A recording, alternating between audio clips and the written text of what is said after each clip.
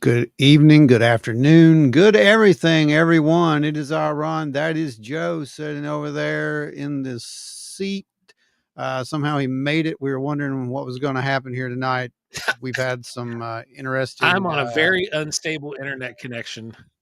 Just to Yeah. give you guys a heads up, you sound like you're a Cyberman, Ron, Okay. and it's coming through real choppy. Okay. And I know it's not what everybody else is hearing. I don't know. Is it? What's it sounding like out there in Wild and Weird Radio Land, guys? Because we've got some storms rolling through, and it's been crazy. Let's see. Can you hear me okay? Yep. Crystal. Okay, good. I'm going to go ahead and we'll start rolling these people down. Man, the chat blew up quick. Y'all are awesome. Yep. They're rocking. Donna Ho's in the house. You get first comment. What's up, Donna? We've got James Nelson. Matt Carter's back. What's going on, Matt? Good to see you, buddy. James Nelson again. There's Beth. Beth's here. We've got Dances with Orbs. Larry Hose. What's going on, Larry? Hopefully you're not at work tonight. You're able to hang out some in the chat with us. We've got Eyes in the Woods. We've got Jordan Booker. What's going on? Happy Thursday. Happy Thursday right over to you at West Virginia Watcher Files. I'm telling you, Ron, did you see that new owl she painted? Oh, it's amazing. It's a touch-up of an old oil that she did. That's amazing. I love her owl work. Her owls are just some of the best-looking owls that I've seen. And 100%. I'm going to have to buy one off you eventually. Yep. Because they really are. Like, they're phenomenal. It just takes me back every time I see the owls. Well, they're owls. They're right. They're owls, right? Maybe she can do you a whippoorwill. Oh, that would be cool. There you go. There's a challenge here with us. Gary Schuler, LR Miller. What's up, brother? We got Jen. Hello, fellow weirdos. Then we've got LR is doing the tiny part. Every little tiny part happens and helps, and that's what keeps it rolling, guys. I did set the goal for you guys. We do have some really cool stuff coming in for the next meeting. We'll have a date soon, and we're gonna get you guys some really cool things. I got to sneak a peek at the list. It's cool. You're gonna like it. Some good stuff. Yeah, you guys are gonna like it. The early pickups you're really gonna enjoy them. West Virginia Bigfoot Project coming in hot there with a $20. Appreciate you. You guys are awesome. By the way, we do have some footage from West Virginia Bigfoot. Yeah, we do. Yeah, we do. So we've got some footage from them and from you, actually. That's right. That's right. Yeah, as promised.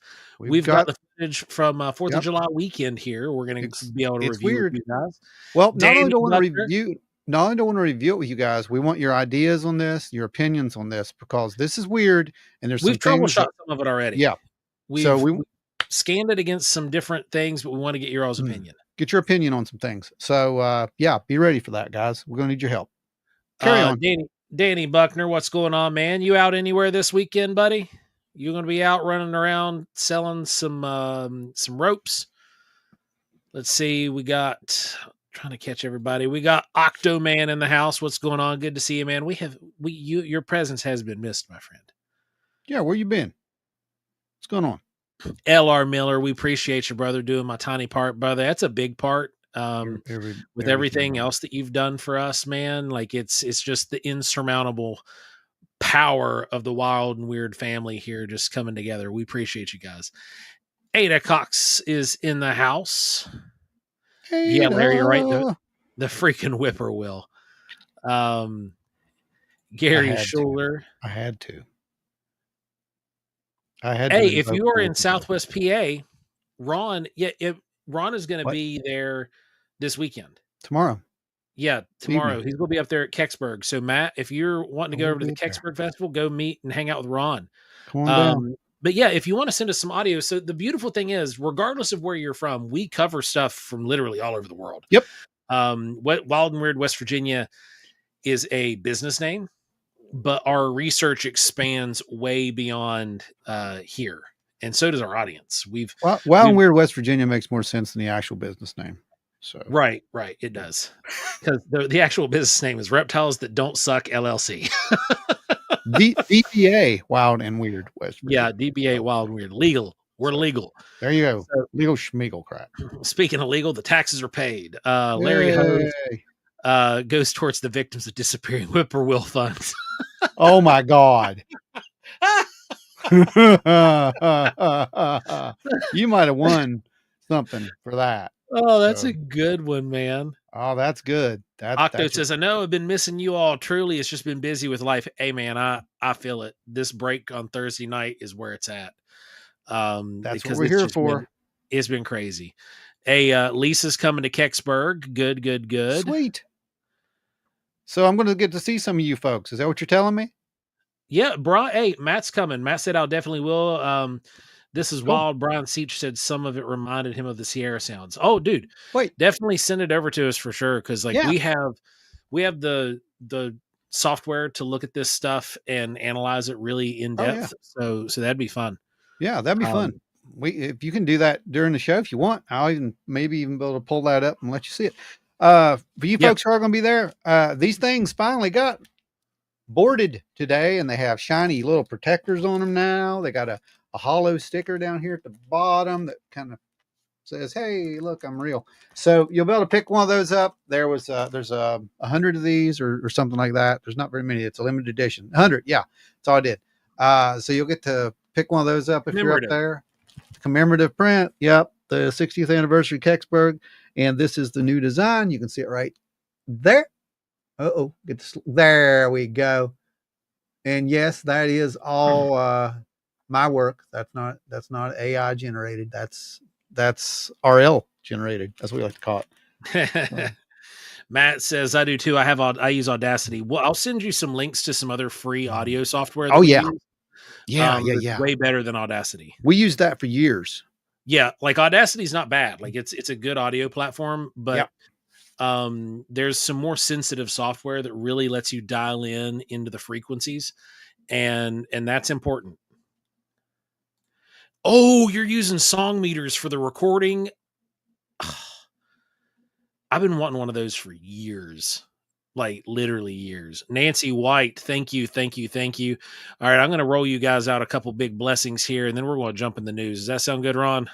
Sounds great. I'm going to grab a flute and start playing that for him too. So you go right ahead and do that. There we go.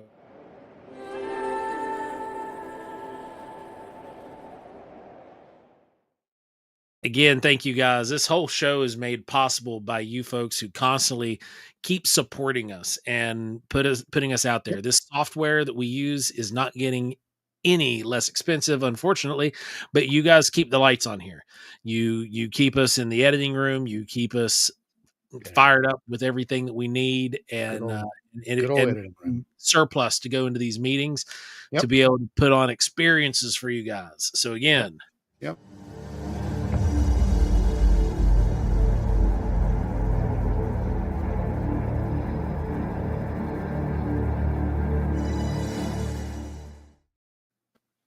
So we got the old triple drone here from I Am Sound. And for those folks who see that ad and say, those things really sound that good. Yes, they do. Actually, they do. Yeah. Ron's got a couple. I've got a couple. Yep.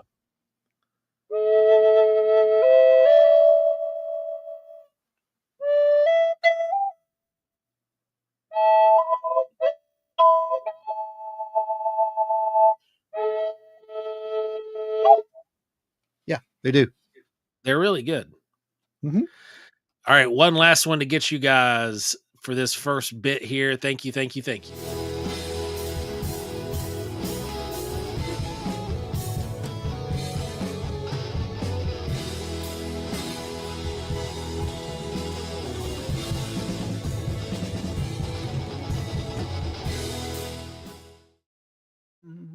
It's just a great little song. I love that song.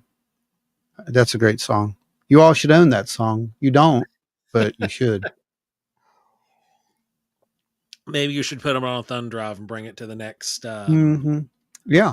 Well, I've been trying to get Dave. He should remaster them and put them out there because apparently they were 10 years ahead of their time. So right, or maybe 15 years, 20. I don't know. They were a long time. So what do we got coming up, man? I know this weekend you are at Kecksburg. Yeah, I'm going to I'll be be at here for my Kecksburg. kid's birthday party. Yeah, So I unfortunately won't be making it. But you'll be Ron's going to be there. He's got commemorative art prints. He's going to have some other physical media stuff there. So definitely go hang out, check it out. And you're doing a presentation, right? No, I am not. I am not doing a presentation. Do not mistake that.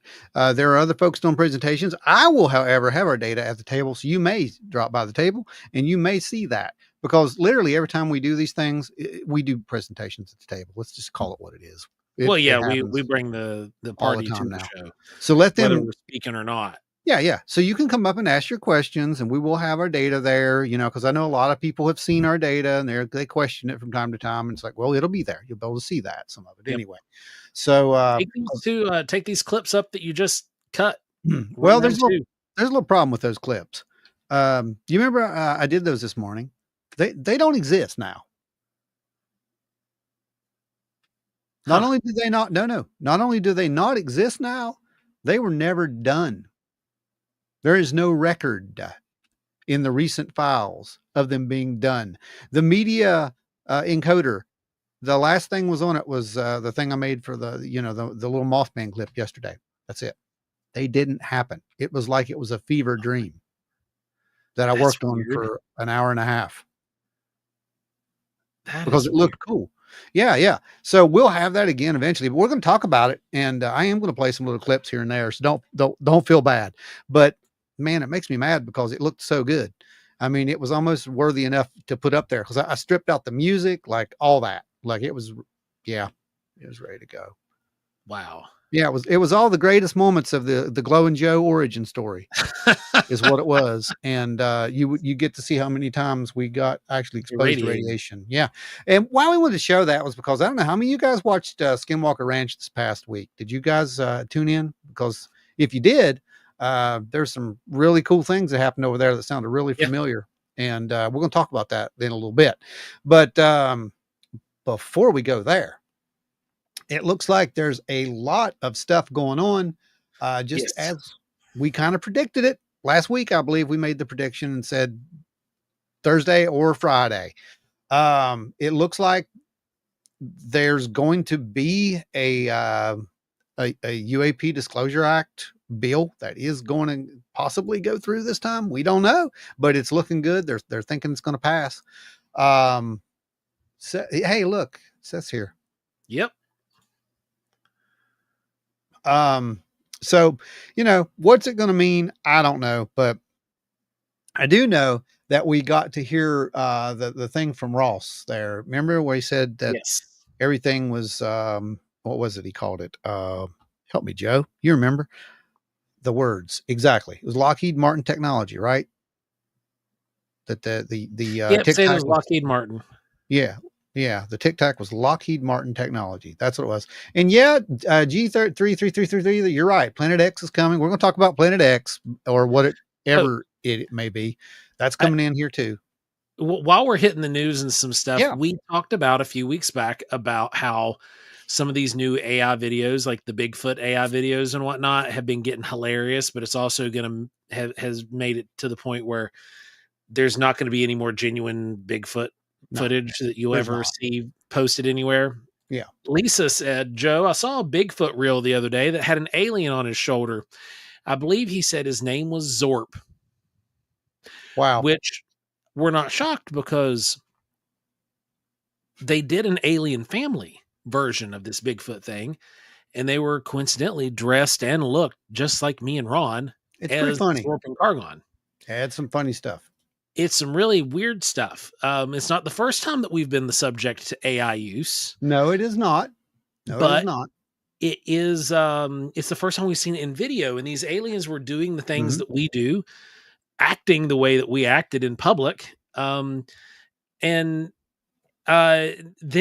Jen says, Lisa, you did.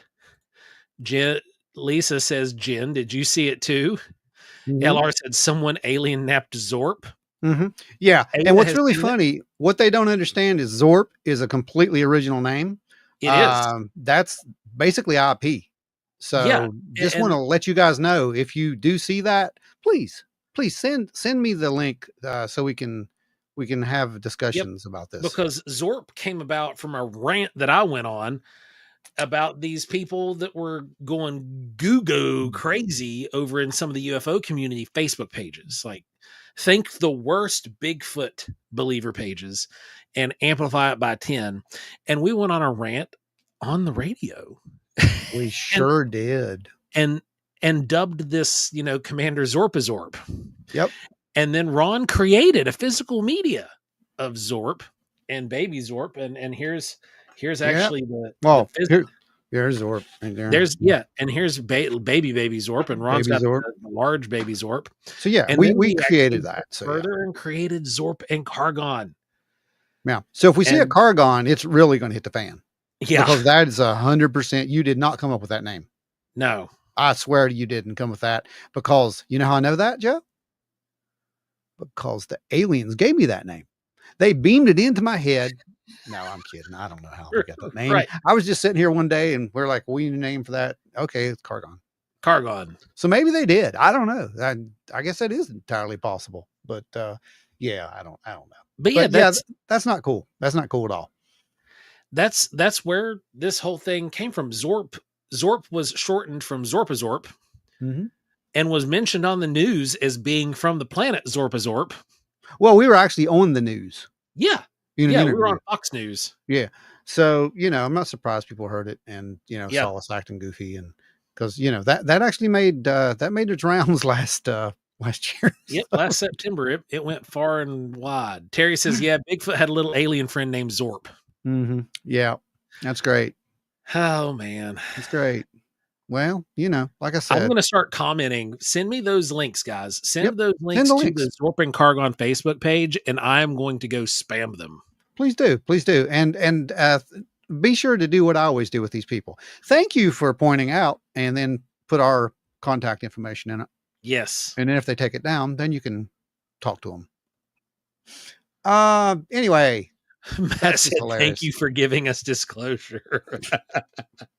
Right? Hilarious. I mean, trust me, I get my kicks out of watching the Bigfoot reels, but I think there's only so many comedic aliens out there. There's us, it's Zorp and Cargon, and then there's those two guys that do the latex prosthesis. Oh my gosh, yeah, they're great. And they're funny. But they do like a news desk. Like we're the vacationing aliens that are being goofy. Theirs is more of a satirical news thing. Yeah, theirs is kind of like the aliens from, what is it? Who is it? Futurama. Yeah. It's kind of like that. It's kind of like they sit there and talk and do the thing. It's really funny. It's hilarious, actually. We should probably reach out to them. We could put a link in. I don't care. Yeah, because they're cool really, really funny. They're hilarious. And then you've got Resident Alien. Yeah. And those are the only three. Well, there's another one. I can't even think of their names. They're the ones who do the one really funny. The AI runs. AI. They're great. They're absolutely great. Yeah. Legal Bop or whatever. Yeah, I can't remember the name, but yeah, they're great. So yeah, I mean, just be original. That's all we're saying, man. Just be original. That's it. When we have to sit here and come up with names out of the blue, you can do the same thing. It's not hard. It's not hard. It's not hard. Or if you want to use Zorp, get a hold of us. Make it look like Zorp. Yeah, well, that's possible. Anyway, that's just how it is. AI, is basically intellectual property theft. I think Gary said that, and that's true. It is, and it's just going to get worse. So it's going to be like that, and it's not. If it comes down to brand confusion and whatnot, yeah, we'll worry about it. But right now, because we do have the legal footing, it's just what it is. Confusion stuff. So yeah, it's just what it is right now. I'm not even gonna say anything unless it gets, like I said, to the point. Like, Cargon. Yeah, that's gonna be. That was 1 in a billion chance. No, it wasn't. That's not how that works. It's 1 in a trillion chance. Just as likely as Zorp. Right. Let's see. Speaking of Zorp, like I said, Ross said the TicTac UAP was a Lockheed technology that was being tested, right? Or that our boys ran into out there. That's kind of what he said, right? Yep. Well, now he's kind of clarifying that, and I'm glad he did. He kind of clarified this to the point of saying a little more about it, and we're gonna play that. One of the other things I want to clarify here as well is there are NHI TicTacs. A lot of people seem to be thinking that I'm suggesting that all TicTacs are Lockheed Martin. That's not the case at all. What I was told, and I'm reasonably sure that this is the case, is that the TicTac was being operated by Lockheed Martin.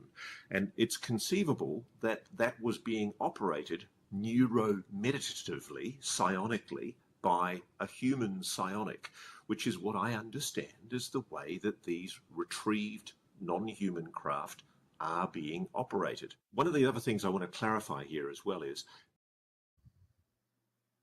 Well, what do you think? Well, what's your call on this, people? We want to know what you're saying, because now he's saying a little more about this. Not that it's technically created by, but that it was being used by, so to speak. Hey, Ike's home finally. Ike, the Fob Daddy Fobber, is back. What's going on, brother? He has landed, everyone. He has landed. Folks, I wanted to let you know there is a new ad thing. I saw it in our notes today over here on YouTube, and they're supposed to do something now to where it's less intrusive. So let me know if you see it, and if you like it, also, just kind of thumbs up or something, but they're not supposed to like completely shut you down. You know how it does. Like, it's not a pause break anymore. No, they're going to put it over on the side. So we get small, I think, from what I understand. And then they insert it like the ad over here. I don't know. Yeah, but anyway, as long as our audio is like, if we're running an audio feed, they're not going to interrupt it. They're going to run like a static picture or a video that doesn't have any audio. And we're going to remain up here. And it's called Side by Side. That's what it's called, Side by Side. Yep. No, it's the Side by Side ads, and it's supposed to be less intrusive. YouTube's actually doing a lot of really cool things here recently. Speaking of the news, and I got to give them props, man. Right.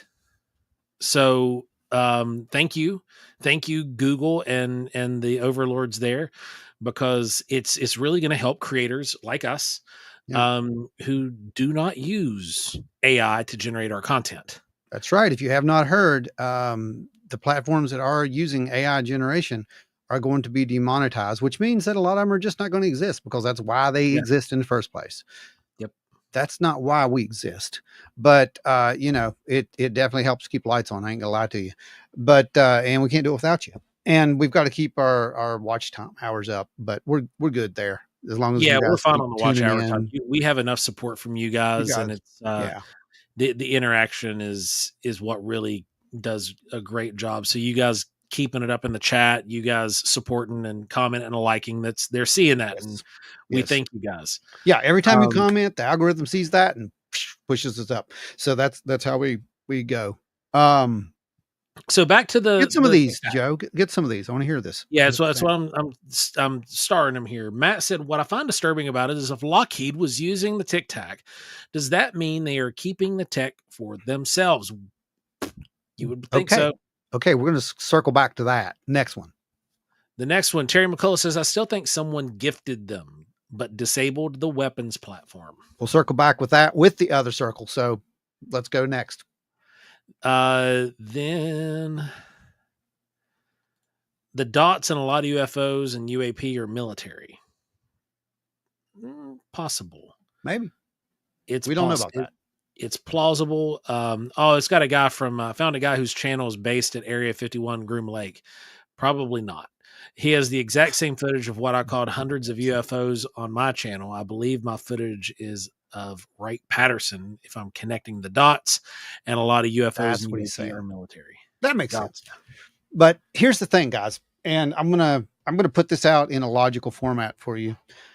By the way, real quick, nothing. There's no data. If he's saying his channel is based out of Groom Lake, he's lying because there's no outside network feed. You can't broadcast out of there except for on the infranet. I think he means near there. I don't think he means out of the base itself. That's that's not going to be allowed. But I know that there was allowed, like it's literally impossible. Like right. The infranet locks it, and you like it's a controlled network system, and stuff just can't get out. Right. So, but yeah, that area out there, there's definitely some interesting people that live out there in the desert. Let's say that. Adam Good. Adam's here. Good Lord. Adam Good is in the house. What's up, my brother? Welcome. Yeah. See, no, he lives in Vegas. There you go. Exactly. Gotcha. That's kind of what I figured. Listen, let's go back around here because someone touched on some very important stuff, and we need to address this. This is a big one. Larry, what Larry mentioned. This is my biggest dilemma with it. Even if it was Lockheed's, it's pretty crazy to take a chance of having a F-18 engaging it. Okay, so here's what I'm going to say about this. At our presentations since 2021, we showed evidence that special payloads were used to entice possibly to bring in or not summon, because we didn't use that word, but that's what they're using it now. But yeah, they're using summon now. To call in or contact something else that isn't quite from around here. And those assets they were using, we theorized, were psychic psi assets. We based that up on some of the research that was conducted, with the remote viewing programs and with Hal Puthoff, Earth Tech International. That is where we got that from. And lo and behold, it could be exactly what was happening, thanks to Jake Barber coming out and saying, well, we did that. Okay. I can totally get on board with this. Here's the problem I have with it. What they're literally saying is that someone who's working with Lockheed Martin who is above the Navy, above the Air Force, above all armed services, above the DoD, apparently. This is what we call a clandestine operation. That's the literal name for it. That right there, that's too out there. If that's the case, then yeah, we need some congressional oversight on this, because that's not how this works. This country don't work that way. Okay. So I don't know what kind of rules that they're working off of. I don't know what kind of secrecy pacts that's going on out there. I'm guaranteeing it's probably international. And that's probably why it's so hush hush. We've said that before, mm-hmm. That, your enemies aren't necessarily your enemies per se. There's a reason we're all still here. So here's what I'm more concerned with. If that is some form of tech that has been recovered or gifted, someone said that. Yeah, Terry, good observation. If that's the case, if that's what we're dealing with, and that was 2004, by the way, 2004. So, and mastery of it in 2004. Thank you. There's a big difference between having it and having mastery of it. And it would be mastery, because that would mean that someone knew their cap point. You see, we said this before. We theorized AI possibly, or something like that, yeah, right? Or psychic connection, psychic connection, precognitive psychic connection, right? But I was thinking more of the psi from the device to the person. May have been the other way around. May have been someone in their flight group at this point who knew where that was. Who knows? That's the whole weird thing about this. Either way, it's not Lockheed Martin's. That's I went around a big long circle just to come back and say that's not Lockheed Martin's. I can go out and steal Joe's truck, but it's not my truck. Okay. He can even put a sticker on it that says Ron's truck. I can do that. Yeah. But it's still stolen property. Right. It's a stolen vehicle. Let's call it for what it is. It's just your way of tippy-toeing around the fact that, yes, this is what you guys have been calling recovered craft. This is what you've been calling crash retrieval. This is what you've been calling, the legacy program. It's all words, guys, and they're just trying to make you okay with understanding how this works. I'm going to tell you, but I'm not going to tell you at the same time. That's what they did here. LW Marshall, thank you, brother. We appreciate you, man. Hope you're doing well out there. Remember, everybody, go check out the Paranormal Paddler when you have a moment. Go check out LW's show. He puts on a great podcast. The most recent one, he covers the possible weaponization of ticks, which has been a hot topic here recently. Well, I mean, Lone Star tick situation and everything, and all the diseases that we now get from these ticks that used to be foreign. Yeah, go check it out. Good listen. You can't deny it. I mean, you gotta look at the data, right? Yeah, because let's just say alpha gal syndrome wasn't something that was in anybody's lexicon until the last 10 years. Yep. There you go. Yeah, exactly. That's my point, LR. What you just said, just like the guy using Zorb cargo. There you go. Thank you. Exactly. Yeah. You can slap your label on it. You can make it look pretty, and you can even color it different colors of neon. And maybe use crayons. I don't know, whatever you want to use, but it's not yours. So the TicTac is not ours, in my opinion, unless someone comes forward, and I mean comes forward with a detailed diagram explanation of exactly how they made it, how it works, how they built it from scratch.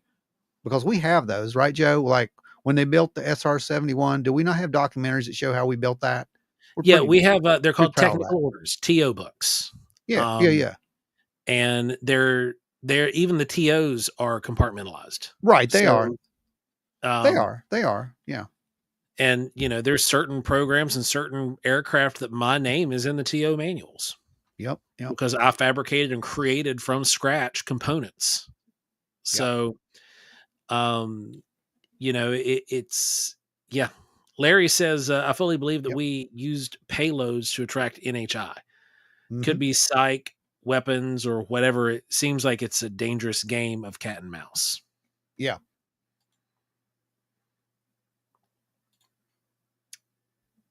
G3 says, Ron, if a UFO landed, will you go on board with the aliens and live on YouTube?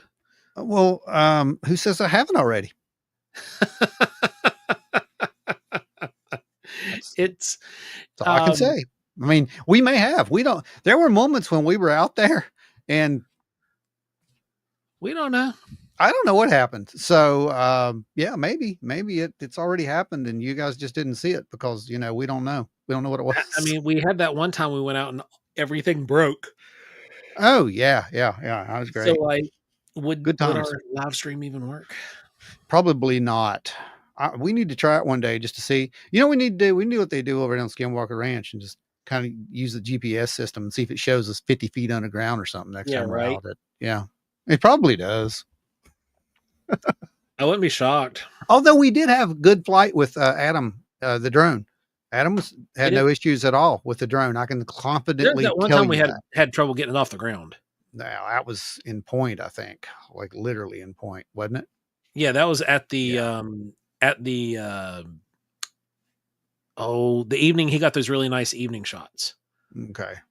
Of the silo, the towers, the cooling towers. We had some issues with zoning, like it couldn't see where it was. Remember? No, but I'll take your word for it because I was zapped by as much radiation as you were. So it was the night we were with Roni. I know. And it was he had trouble getting it to find proper flight zone. And then finally he had to walk over to a certain place and then that's because that airport was supposed to be there that wasn't there. Right. That's what that was. I remember that. Allegedly. Adam says, I'm happy to drone it up again. Just hit me up. You know it, man. Absolutely. Yeah, we're getting ready to drone it up. So don't worry. We'll be getting hold of you. We got a mission for you. It's coming up. When is it? Soon, right? Like within next month. Next month. Yeah. Yeah. So you're on call. G3 says Lockheed has some amazing equipment. Seen some of it in the 80s when I went on an interview at Cobb AFB near Atlanta, Georgia. Mm-hmm. I mean, they really do. Lockheed Skunk Works has like some really, really wild stuff. Oh, they don't play, man. Yeah. But they didn't. I can't say that they didn't have a TicTac because I don't know. But we can say that they could have had a TicTac, but we can also say that if they had a TicTac, they didn't build said TicTac from scratch. Right. And that's the problem I have with it. You see? Agreed. Yeah, that's my issue with it. Aliens are like, not ready for primetime, boys. Yeah. Right. That's so true. Terry said, I used to make aircraft parts. It's a royal pain. Yes, it is. You would know about that. It is such a pain. Like that was my job in the Air Force, was I can drag this over structural fabrication. So nope, I sure as heck can't. Okay, well, we'll have to do it the old. Would they even understand how to fly it? That's my question. Yeah, how did you learn how to fly it? That's my question. Because Bob, if we reference Bob, let's go back to Bob Lazar. Okay. He had theorized that this thing had an element because they couldn't figure out how the interface worked. Right. He did say that. Yeah. He described it as having those balls, like those big spheres. Yeah. And they had assumed some things, but like, well, there was what if they found somebody who was, I don't know, part of the Monroe Institute? And I don't know. Hal Puthoff would know, though. He would, wouldn't he? I don't know. I keep bringing that name up. Person who's been really, really quiet here recently, barring like the a UFO conference appearance that he made and a documentary appearance. I keep bringing that name up because I think that name's going to be popping up here real soon. Yep. Real soon. You're going to hear that name a lot. Isn't it interesting that those patents for the TR-3B has a ball in each corner of it?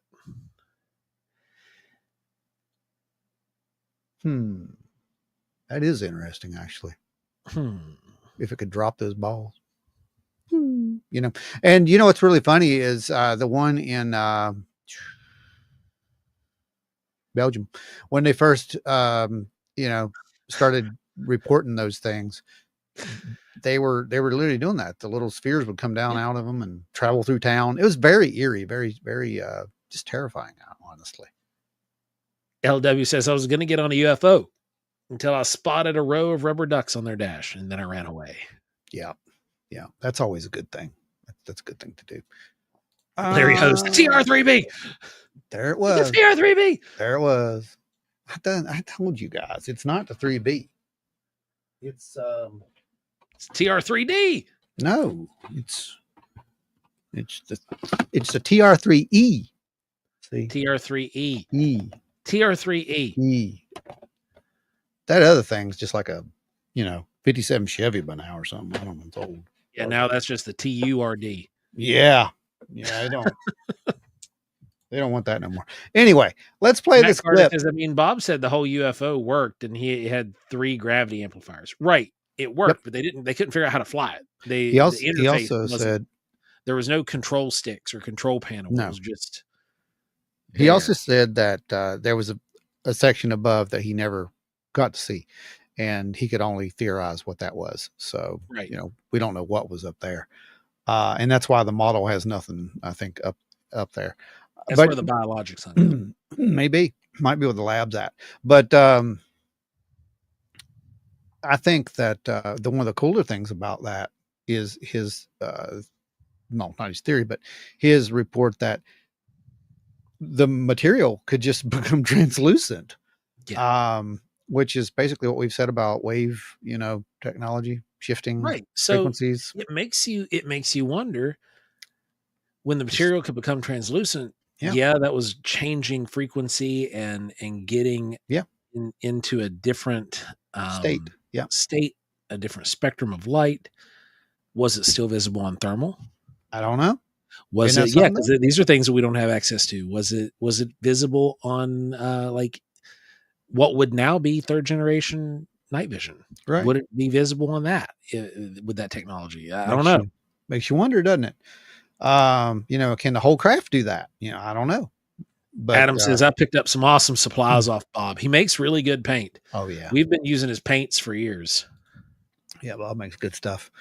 So I'm going to play this little clip from NewsNation because Joe, radiation's back in the news, and it's been talked about at an academic level, and just listen to what they found. In order to solve the biggest mysteries of our universe, there need to be scientists willing to study them. I'm not a scientist, but I play one. Yeah, I play one on TV. Yeah. But the stigma surrounding UFOs has discouraged generations of researchers from taking a closer look at the age-old question, are we alone? Well, now that's all changing as real scientists with real degrees and real academic credentials are taking on the topic. A group of scientists just published a paper about how to scientifically study UFOs. And okay, first, before the group of scientists tell us exactly how we're supposed to study UFOs, how many folks here already know how to study UFOs? Raise your hands. I want to see nope. You know what? Better yet, I'm going to turn on the analytics. I just want to see reactions. So just by show of reactions, likes, etc., just let me see, because this will be fun. These things right here, these little guys like this. There you go. Yeah, those. Oh, look, there's people who know how to do this. Okay, well, here's the thing I'm getting at. These guys just now decided that it's worth doing this. Right. So, or at least just now decided to go forward talking about it. Yeah, I think that's probably, I'm going to give you a benefit of the doubt and say that's probably more apt as to what exactly is going on there. But let's play it and just listen to what they say. They've done their own field work to show how it's done. They say most of the UFOs they have studied on camera were man-made things like drones or helicopters. But there was one, they say, that they couldn't figure quite what it was. So what was it? Joining us now is University of Albany physics professor Matthew Zhadagas, who published this research. All right, so tell us more. How did you go about doing this, and what did you find? Well, we had the focus of having an instrumented field study for UAPs. So it's not the first, but what we've done is we've published our work in the highest impact factor journal to ever carry a paper on this topic. So while we don't have some kind of final, conclusive, smoking gun evidence of something anomalous, what we've done is really help break down the stigma and the taboo by publishing our results in a major journal, Progress in Aerospace Sciences. So I'm going to cut her off for a second. That's a big deal. Just to let you all know, that is actually a really big deal. And that pushes the ball so far forward for these people to take this kind of stuff more seriously and moves it out of that W factor. So that's what we need to see, right? And this guy actually sounds like he would be just a great guy to talk to, by the way, just because you're going to hear a little bit more about his origin story too, which is he would fit in. Okay. Well, look what you said, LR. Right.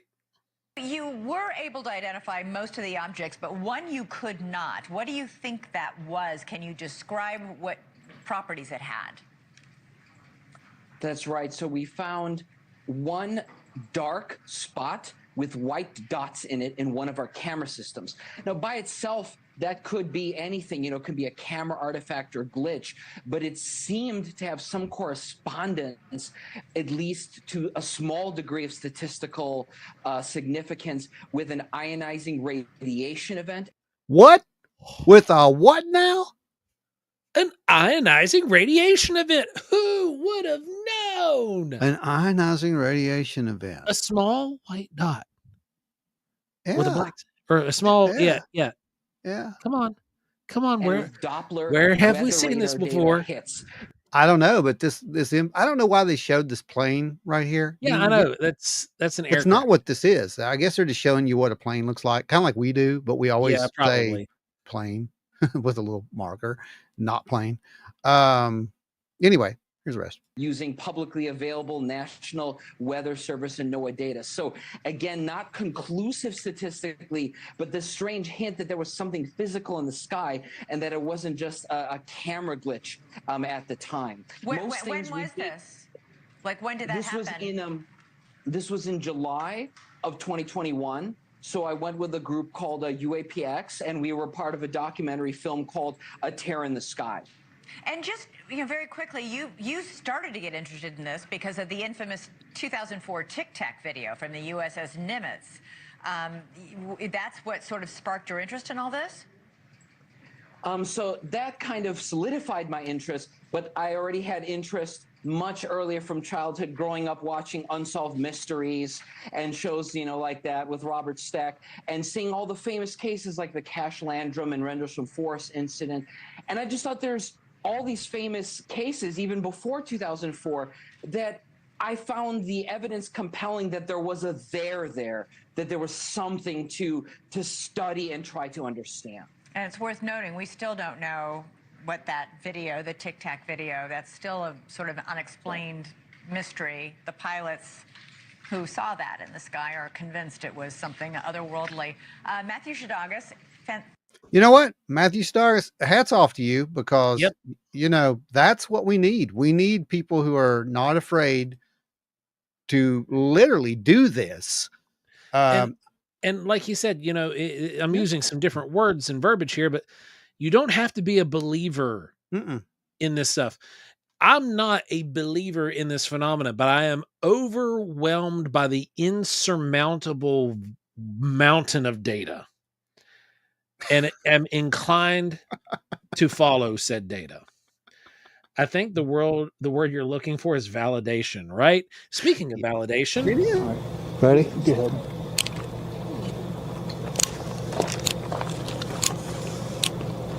Got one. I'm on it. It's moving. Record it. Yep, I've got him. He job. just buzzed by an aircraft that mocked Jesus. Yeah, that's those little white dots, man. They're out Little there. white dots. How about it? All I can say is they're out there. So, And how far back were they doing? They said 2000 or 2021? 21. Okay. 21. I got 21. you.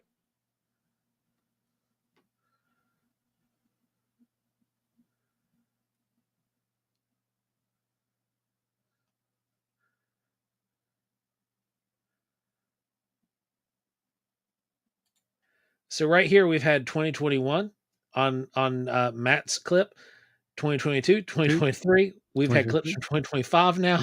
Yeah. I mean, guys, 2024, 2025. Yeah. This is an ongoing thing. Insurmountable mountain of data. Thank you, Matt. That's all I can say. That is absolutely when I saw it, I was like, this is amazing. He says the exact same words. There's a there. We said it. We're not telling you what this is. We're just telling you it is. There's something there. It's measurable. It's quantifiable. It's real. You can sit and say that it's government or it's this or that. But if you're saying it's government, then you're going to have to admit that the government can read your minds. Terry says they need to have a holy shoot moment. They do. Everyone needs one. So here's what I'm going to say here. Go right ahead and say it. One, insert Willem Dafoe meme. I'm a bit of a scientist myself. That's funny. And then Larry, I might not be a scientist, but I did say it at Holiday Inn Express. So he is the first one of these guys that has come forward that after I watched the clips, I was not so filled with blind irritation, not rage, but just irritation to the point where I was like, I'm gonna go headbutt a wall because why? No, I'm very happy. And I'm not kidding. It's like this guy, I would love to get him on the show and, have an actual sit down and talk. Cause come on, he's from the same basic, he cut his teeth on the same cloth. Yeah, man. It's the same stuff. Yeah.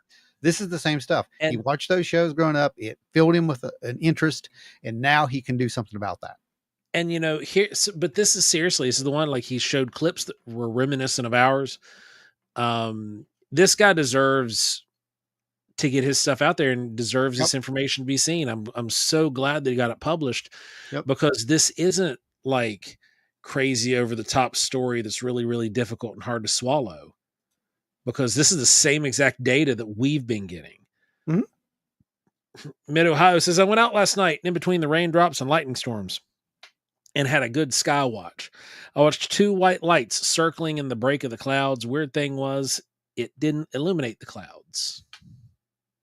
That's wild. Then Milton Pope's here. What's going on? I don't know about all this UFO stuff. All I know is about boogers and haints. Good to see you out there, Milton. Larry Host says, I think Unsolved Mysteries Rendlesham Forest incident really sparked my interest in the whole phenomenon. Man, that not one of the most eerie episodes that they had produced in the early days? It's a great one. And I will tell you something about what he said without saying it right there, guys. What he was saying about those cases that he watched, those were all radiation cases. You noticed that, right? So when he saw that radiation, no one else would have caught it. Yeah. No one else would have caught it. He looked at that and said, this could be a correlation. Doesn't mean it is, but he said, that's got to go on the table. That's the same thing we do. All right. So we're coming up to that spot. You want to start showing some beautiful bean footage of what we got here? No, not yet. We'll get there. Not yet. We'll get there. We're still talking about radiation. I mean, and radiation's big right now because I got news for you guys. You're going to hear more about this. This is a slow programming to make you understand. We've been doing it for years, but now other sources are going to do it apparently. But I just want to play the little clip from Skinwalker Ranch because I find it hilarious. I find it really irritating. I don't. We'll see where it goes. I think it's good. I think it's funny. I'm going to explain why I think it's irritating. I know the editing. Yeah, I know. But for what it is, and if you watch the episode, he brought up a good point, and we're going to test that. And so we'll know if that's the case or not soon. Getting huge gamma rays. Everybody in the cars and out of here. Out. We're evacuating now. Listen, everybody out now. Guys, it's going on. Everybody out now. This is no joke. No, it's not. Eric, we're getting over 700 counts per minute, and at some points it was 800. It's getting into the dangerous zone there, Travis. It's actually been in the dangerous zone for about 700 CPM. 600 CPMs now at this point. 600. Realistically, according to GQ, they were in the danger zone for 650 CPM. Yeah. Like you want to move at 50. Yeah, 50 is a warning. It's like if you hang out here too long, you might have some side effects. 100 is like you are going to probably not feel right. It's not going to be good for you. Yeah. Anything over 100, the device actually screams. Yeah. Like it doesn't just beep, beep, beep, beep, beep, beep. It's just it's like a fire alarm going off. Launch a rocket up through the bubble. Out of nowhere, our gamma ray detectors started spiking, which indicated we were suddenly exposed to an extremely dangerous level of radiation. Now, you saw the average and you saw the real-time reading. That means that device had to be turned on during that particular event. It did not just creep up to 700. It was automatically there. That, to me, says that there was something going on when they turned that meter on, and that's why they started freaking out all of a sudden. That kind of makes a little bit more sense. Now, the thing that I said that kind of irritates me, I know how this device works. We have them from the same company. It doesn't just go beep, beep, beep. That is its warning that you get at 50 CPM. Beep, beep. I mean, you guys have heard us. Ron's held uranium glass to it and made it lose its gourd. Yeah. It's an alarm and it's made to be loud. Yeah. Again, that part was probably edited a little bit, but even from the production standpoint, that's not what we squeal. Just turn the volume down and crank it back a bit. Yeah. But let it squeal because that's like obviously alerting to danger. Oh, it's definitely alerting to danger. Anybody west has to come back toward the command center. We're now approaching the triangle, but it seems to be following us. We're still getting slammed. So it basically seemed to be following us. You guys who watched it, that sounds familiar, but wasn't radiation for us that time. But something else. Because the radiation was actually going. Larry, when he was walking down through that creek, there was some stuff that didn't make the cut into the production reel. But there was a point, Larry went down and walked the creek and was following the radiation farther than where Ron and I went. The radiation was leading down into that valley, because at one point you hear him say, I kept getting obsessed with radiation. I said, what's the radiation? And he says, it was 33. It's fallen to 25 now. And I was like, okay, if it goes any higher, we are not going to go any farther. And we got down to that little area there. This is right after the crow incident. Got down to that little area right there. And I screamed. I didn't scream. I yelled out, what's the radiation? And he says, whatever, 25. And audio just died right there. That's when we heard that thing that pulled the audio. And I still don't know what happened out there. But here's what Travis says. And I like this theory. I just want to test this theory. Okay.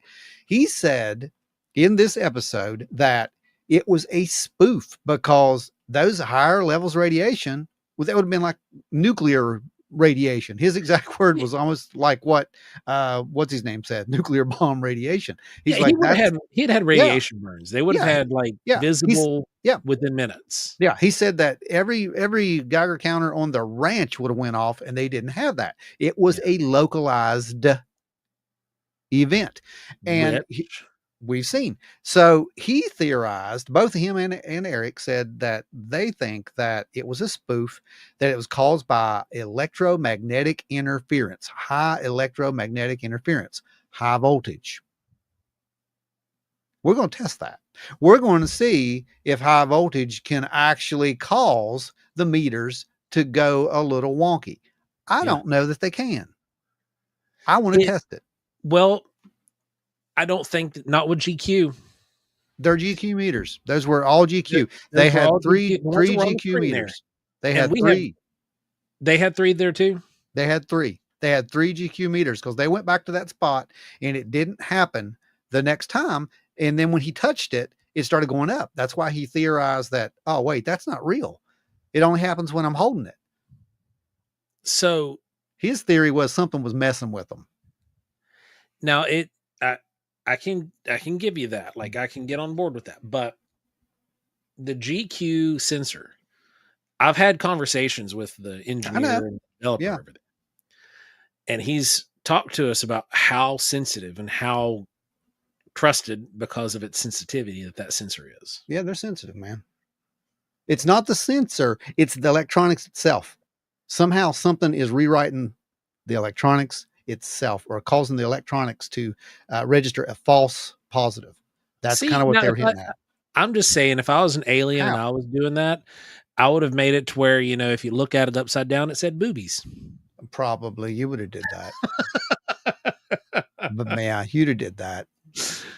Totally. So anyway, that was interesting. I thought that was a kind of a cool little like I said, we're going to be talking about radiation apparently. So Lisa says, if you guys are going to Kecksburg, add a note in the chat and I'll watch for you. Also keep it up in the chat there too. So that way Ron can know who to look for.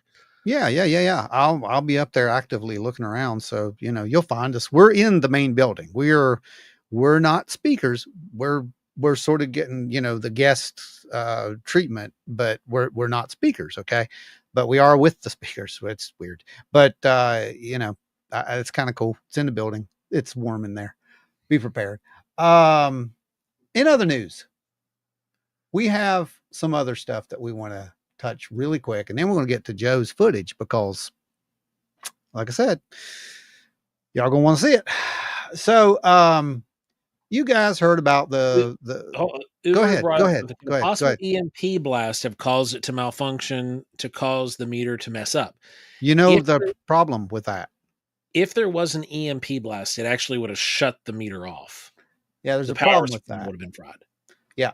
And this is my thing. It's like, if that happened to us, I'm not poo-hooing the guys at Skinwalker Ranch, by the way. Yeah, no, I like those guys. I like those guys. I respect those guys. They haven't done anything at this point that makes me say that's bullcrap, because everything they've done, we've seen. And, the only thing that I find a little fishy, like you, is that editing of that sound, that little sound bit. Because we know what that sound is. Yeah. It's a different sound. It's a little bit louder than that. But here's the thing. My thing is, there was an event It seems like it's the same type of event. What's causing it? I don't know. If it was us out there. And by the way, if you go and watch the episode number 9, that's the one where you're out there talking interrogating the big gulp cup. You'll hear in the background every now and again when we're sitting there, you'll hear this kind of sound. That's our tri-field meter. Now, our tri-field meter was set up over on the side in case something happened while we were getting these other signals for validation. It didn't ever really go off too much that we couldn't explain. If it went off, it was typically something, a piece of equipment or something that we brought near it. That's why you don't see it make the cut. Okay. But it was there. They didn't show their other meters. I didn't see one. I just saw the Geiger counters, and I know they had other meters. So if there would have been this extraordinary amount of electromagnetic interference, I would have expected to have seen that on some other instrumentation. Maybe they got it. It just made the cut, because you know how this editing stuff goes too, guys. Yeah. I mean, they don't edit it. Trust me. That's somebody else. So yeah, no, that's the gatekeepers. The gatekeepers are who's cutting this thing up and putting it out for consumption. Yeah. So they're probably like, this is just redundant. We've already shown this piece of equipment going crazy. We don't need to show this one, so to them, that could be exactly what that was. So I don't know. So I'm going to leave that where it's at, and we're going to wait for further information on that in the future. But like I said, radiation, it's a big thing.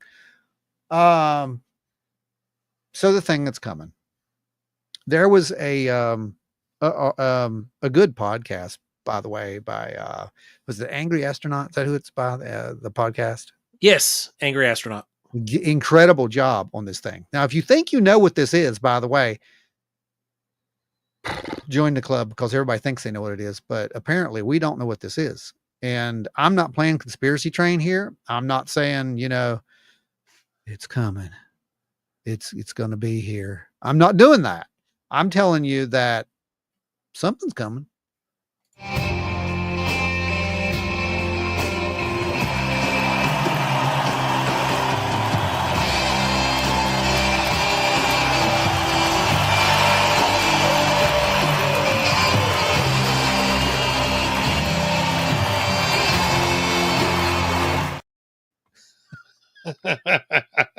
No. But what I am telling you is that something's coming, and Avi Loeb has weighed in on it now. And when Avi talks, I listen. I've seen the AI generated pictures of everything from battle stars to Death Stars on this thing, by the way, saying it's out there and sending signals. It's not sending signals. At least we don't have any evidence of that, but we do have some evidence that you need to look at, and some stuff you need to be aware of as we're kind of watching this thing approach. Okay. So you do with this information what you will. Again, we're not saying what it is, only that it is, and it's a very real object. We just don't know what it is. So here's what Avi has to say.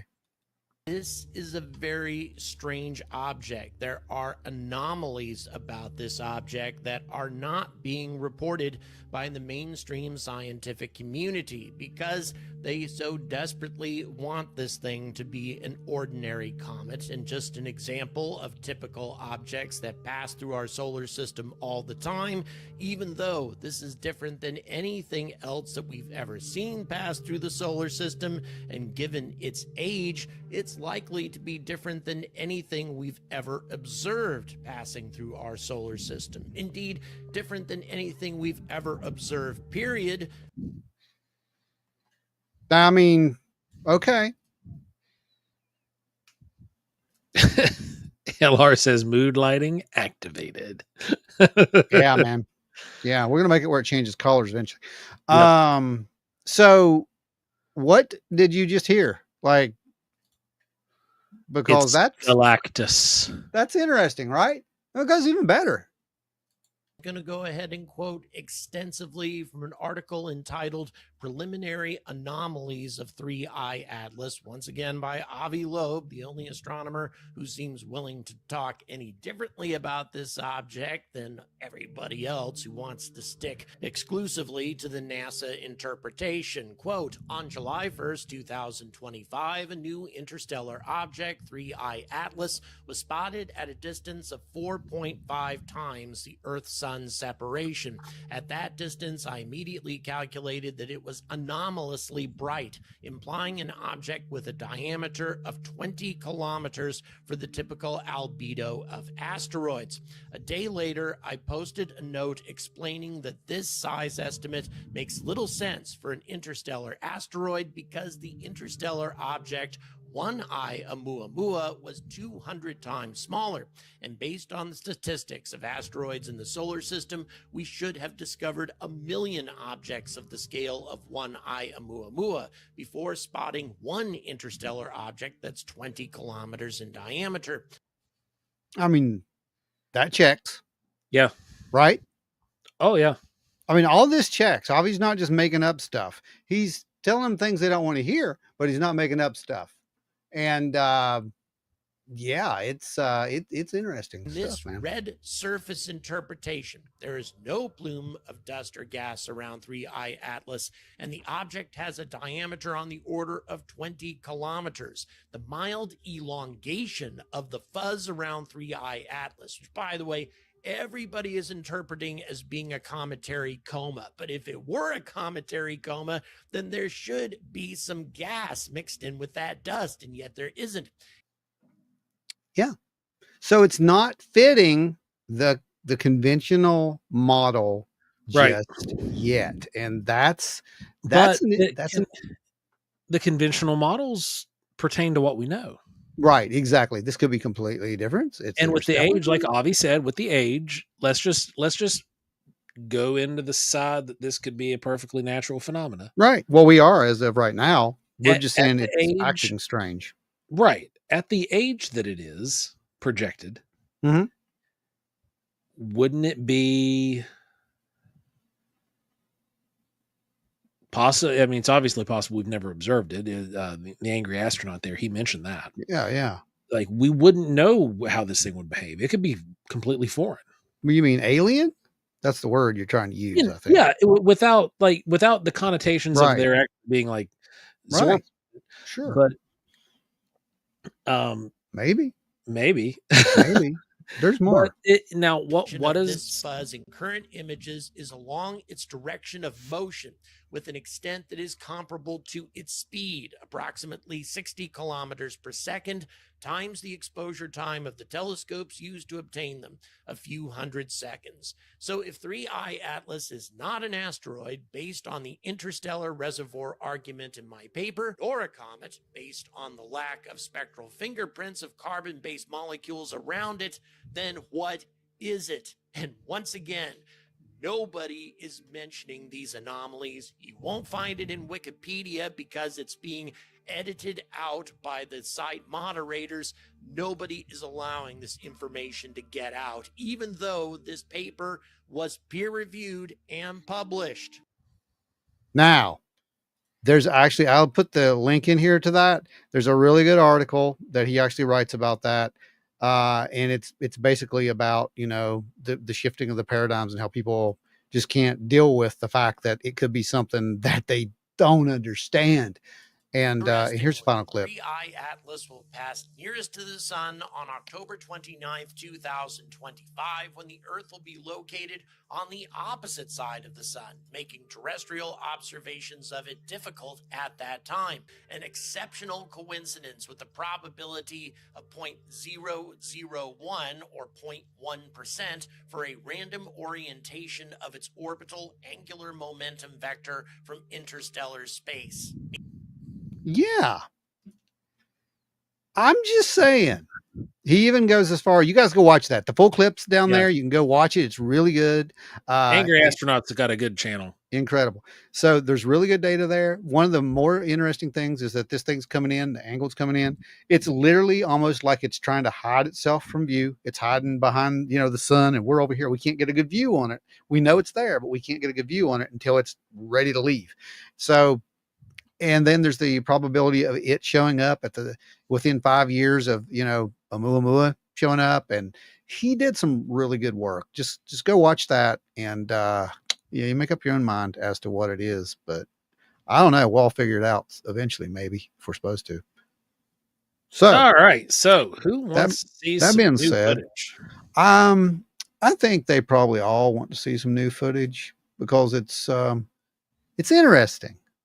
I mean, I think that was the word I used when I saw it. Let me bring up some stuff here real quick for us, because there's a little bit to go into. So y'all just hang tight. I'm going to pull this stuff up. And Joe, Thanks take for some hanging comments. out with us, by the way. You're right. The acceleration on Oumuamua traveled through our solar system. It displayed unexpected acceleration that could not be fully explained by the gravitational forces alone, but with no outgassing as comets. It cut your comment there out. But it because of the way this thing moved, and the trajectory and the speed, it accelerated the farther it went. It had this kind of a slingshot effect, which is very, very much not typical. All right, Ron, whenever you're ready. Well, I'm looking for it. So you just keep taking some comments. All right. Comets is a lack of cometary activity. Unlike comets, which is typical to show a visible coma or tail due to outgassing, Oumuamua did not exhibit any signs of such activity, despite its acceleration, which is what made it extremely unusual beyond its overall behavior. Like you said, the outgassing is what you would expect to see from this, but there was none. Well, they went as far as to actually create a whole new type of comet to explain it away, with their own special rules and laws to make it make sense. So again, read his article that he put up about the bias in the field, and you'll understand it a lot better. All right, take care, Milton. We'll see you next time, brother. Thank you. Import the entire project. What's this? Yeah, import the entire project. All right, that's cool. I think that's it. All right, let me pull one of these up here. I think I did this wrong, Joe.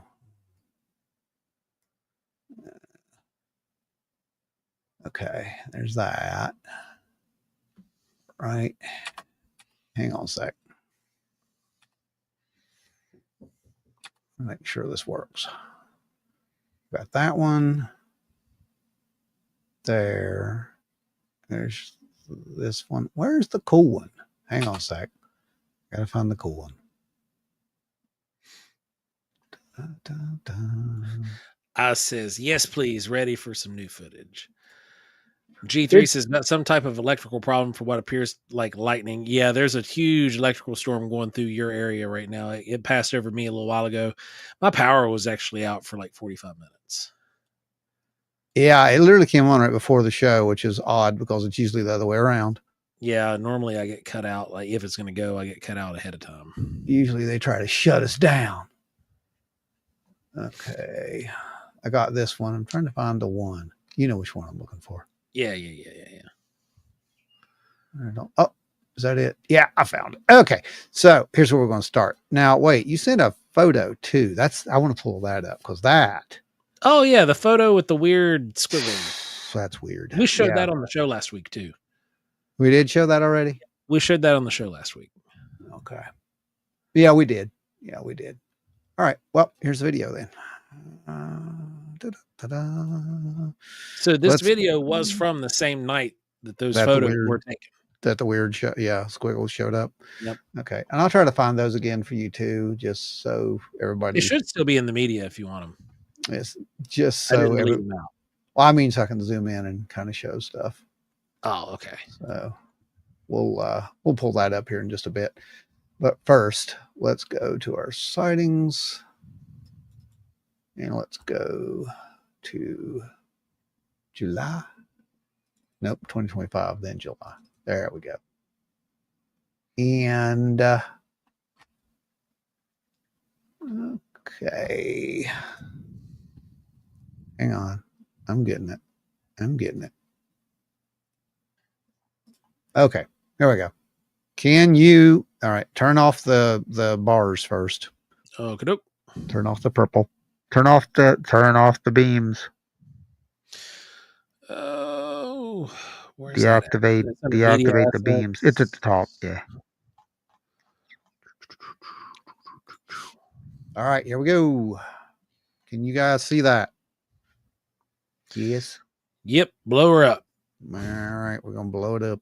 Don't say that too loud, man. People are weird. They think other weird things that don't. Agent John Stone's already like, oh boy, I knew it. All right, now this was filmed on the Psionics Aurora Black. There was some moonlight involved. Okay, here we go. You can't hear that, right? Can you guys hear that? Nope. I don't know why you're hearing anything anyway. It shouldn't be anything.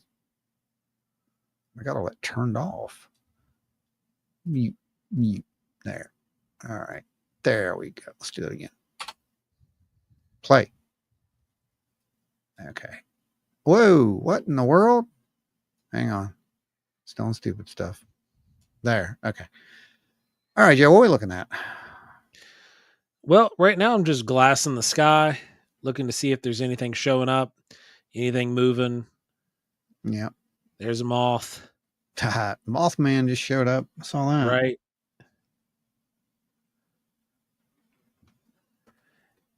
So I was trying to just kind of stick it in one area and look for something that was moving. And then boom, look right here. And, I maintain as stable of a shot on this as I can. So that way you can see the trajectory and how far it's moving and the speed that it's moving. And I adjust only to make sure that I can keep a trajectory in frame because I don't want to lose these subjects. They're moving really, really slow to be a satellite. If that's satellite, that they're in really far out orbit. And I swear, I think the trajectory is weird. Yeah, the trajectory is really weird. And then they just disappear. Yeah. It's interesting. I don't know. Now, we did check this against a satellite tracker app using the time, using the location. Sure did. And we were able to determine that there were some satellites I can actually show that visible. And it's interesting because they look like it's going to fit. And when I saw it, I thought, oh, mystery solved. But you'll see the problem, and I'm going to let you see the problem. You tell us if you notice what the problem is first, okay? Eyes and Terry might be the first two to get this one when you see the image. Let me see. I got to get it here. Hang on a second. Hang on. Where's it at? Let me take this down for a second, okay? I got to find this. Just had it. Terry said, I've caught several things like that. They seem to fade in and fade out. Mid-Ohio said, same. Mine were moving from north to south. Filmed two lights, or filmed similar 2 nights ago. I'll send it out to you, Ron. Okay. Explains, no, they weren't aircraft. We've charted it against flight records. We've charted it against the satellite records. And if they were aircraft, this device that I was using, the sensor on it is extremely powerful, and it would have seen any kind of indicator lights that these aircraft had, even we have 30,000+ feet. Yeah, we have no indicators on those at all, which is very weird. And that kind of rules that part out. So the biggest issue with the satellite imagery, where's it at? Is the position on the horizon. Hang on a second. They're weird stuff. The positioning on the horizon, the satellites that were on the satellite tracker app were showing that they should have been right along the horizon, which would have been invisible to me because I was in the middle of the mountains. Yeah. The horizon was way below me and where I was at, and I was filming these things at roughly a 45-degree angle into the air. Here it is. So they would have been much higher off the horizon. Wow. Yeah, I know what the X-plane is. It's a spacecraft, a mini shuttle, but you're talking there would be two there. Yeah. And so it would have that would have also shown up on flight records, or at least I think it would, because they'd have to come in somewhere. It shows up on satellite tracker because I can kind of watch it. Right. I hate trying to diagnose electrical problems. Download here. Good luck, man. I hope it works out.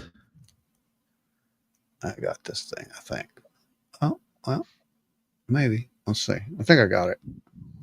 All right, so we're going to show this. And, all right.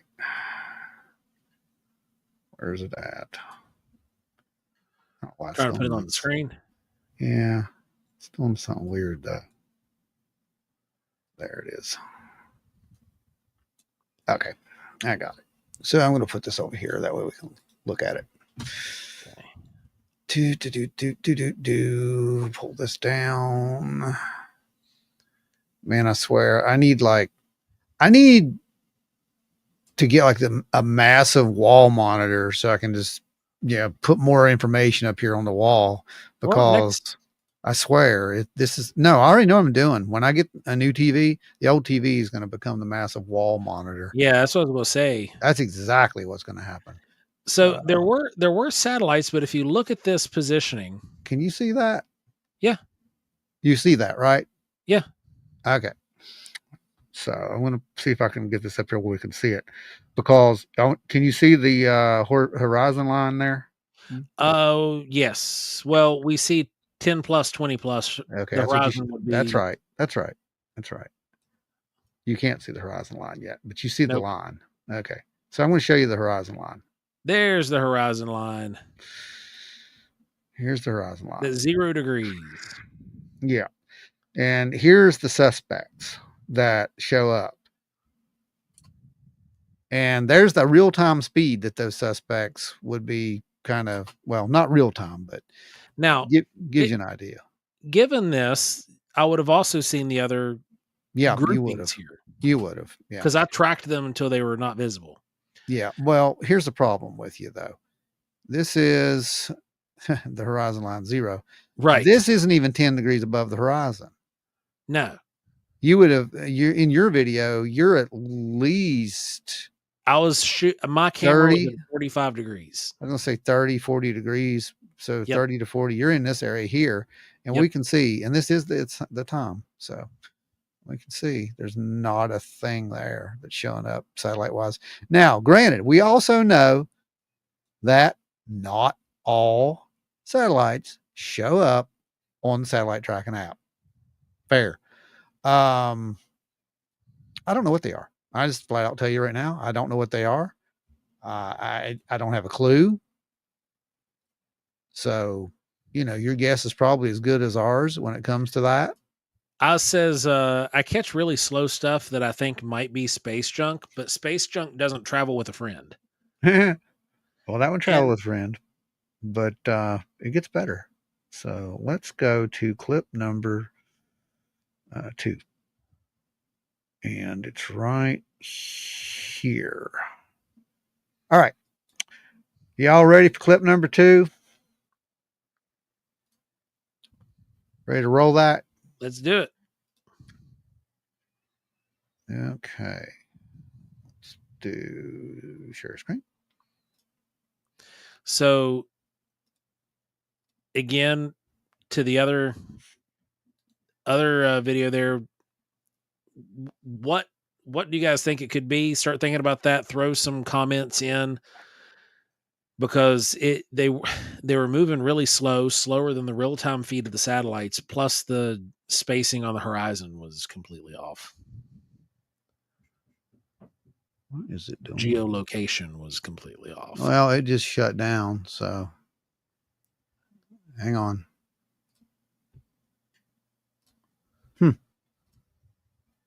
Y'all hang on a second. Everything just went black. Let's go and open it up again. Worst case scenario, I can upload it directly into StreamYard and we can show it. Let's see. Here we go. There we are. Make sure it's the right one. Yep, it is. Here we go. And then share screen. Yeah, see that. Yep. Back in, right? Okay. Yep, we're back in. There we go. Watch this.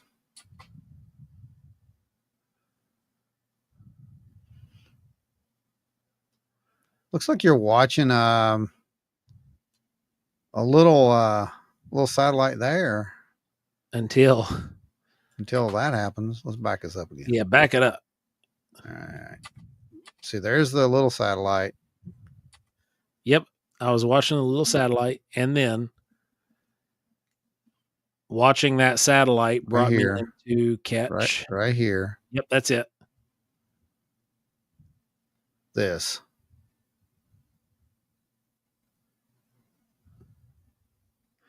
Now notice there's no flutter. There's no flapping.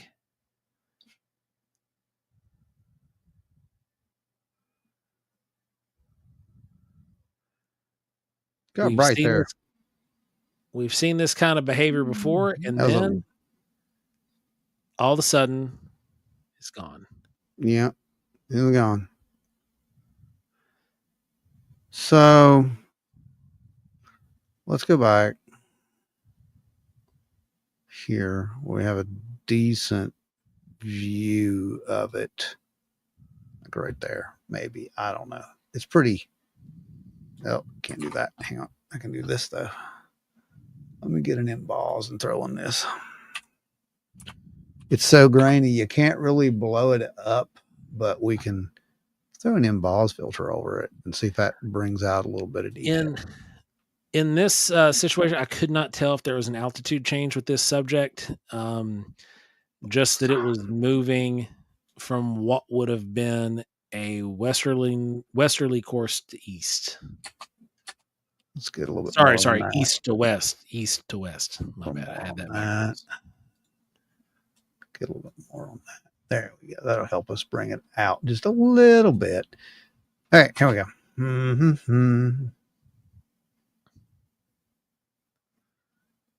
There it is. And it just kind of shows up just the same way it leaves. Yeah. Like it becomes visible and like it stops right there for a second. Did you notice that? Little pause. Like if there's a few of these little spots where it just like jerks. There's a bug. Got a June bug and a moth. Yep. Oh, right there. Gone. It disappears. So. And it disappears in an area where I should have still been able to see it. Let's play it. Note the stars in the background behind it are visible. This is one I tried to clean up a little bit. This version right here. So see if you can see it any better. Oh no, that's your other one. Sorry, I lied. That's laser experiment. No, that's it. That was the only one I got. That is the one I tried to clean up then. Okay, because I took a little bit of the color out of it to try to get it a little clearer for us. But yeah, there it is, man. I don't know what it is. Y'all feel free to guess. It is rather high. It is much higher than some of the other targets we've hit with the infrared that move like this anyway. Mm-hmm.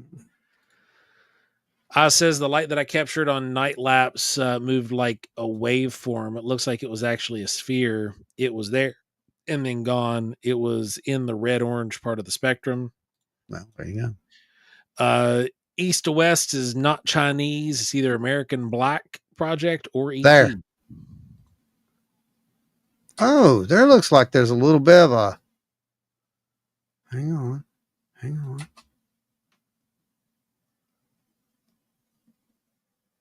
There's a pulse to that. I can't see. I can can't barely see see it. perspective. No, it's you can almost see it right there. See that little bit of got brighter right there in that one area? Back here, there's one right there. Right there. Right there, yeah. Right there. Right there. There. There. There. There. There. It's off pattern. It's not a nav light. And I'll tell you this, if that's a bat, then he's glow in the dark or something. Cause well, the bats that we've filmed on night they vision look like bats. Yeah. Yeah. I mean, because I he even would have bats on this exact. well, I camera. mean, that would have to be the size of a condor if it's a bat, man. I mean, that thing's it's up there, I think. I don't think this is something close to the camera. And I'll tell you why, because it's in pretty good focus. And I know that your focus is set to infinity. Yep. Because there's the one you're tracking while I'm moving there. Yeah. I don't know, man. I think you caught something legit there. That's my It's call weird. on that. It's weird. You guys let us know what you think, though. It's, we're listening. We're listening. Says I bought an IR pass filter for my full spectrum Lumix, thinking those are adjacent spectrum. Could be. That could help. Know what you get with that. Yeah, great. Let's see. We have Tommy said he sent you something to your messenger. Oh, that's what that was. Okay. I know I was getting something. Let me find this other clip. See, that's what I thought too. The trajectory on that pair was weird. With the watching it, because by the way, the pair, none of these were visible with the naked eye. I'm looking up and down. I'm using a monitor and the device. And so the two that were moving, I couldn't see those with my naked eye. Yeah. But the trajectory was odd, even for satellites. It was a weird kind of trajectory. It didn't match anything that I'd seen, because we've seen a ton of satellites doing this stuff. And it didn't really match any trajectories I'd seen before. Yeah, that's one of the things a lot of people say, it's a satellite. It's like, man, if you know how many satellites I've seen while doing this. Yeah, because I really made a critical error and I moved the tripod. Yeah. And so over accentuated the change in trajectory, but those things were moving, and then they did one of these numbers. Like there was like almost a visible curve to it. But from where I moved the tripod, it happens. I'm trying to keep these things in frame. I'm trying to keep them where we can get good shot of them. So, you get a little bit of a camera motion. So here's our new one, our next one. This was sent in. This comes in from the WVP BP. Yeah. This one was sent over by the West Virginia Bigfoot Project folks. They sent this over to us to review. I'm going to throw us down here in the bottom again. Ready? Tell me when. Hold 1 second. I'm going to clear that up. I'll hit play when you tell me. Go for it. Playing.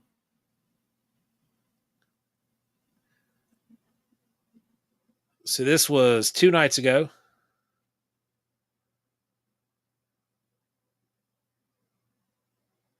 Do we have movement on this thing? Because it seems to be. Because they seem to be trying to track it. And then it's just gone. It's a little clip there. But let's go in. Let's do some dissecting. Let's get in here and see if we can see that color shift. Oz, we could definitely do that. Anchor the footage with the stars, basically like a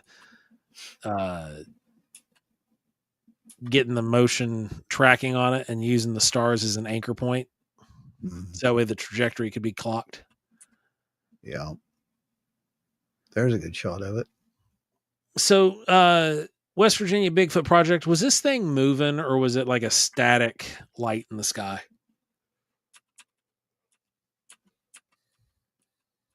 Stepping through. I'm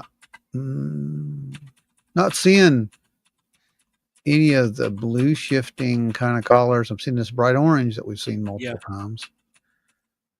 See that spectrum right there? That's not an aircraft. It was moving.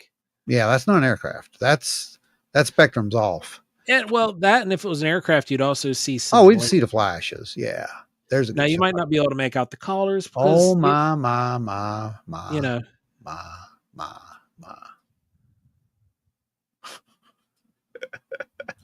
Yeah, I saw the geometry in it a little bit ago. Oh my.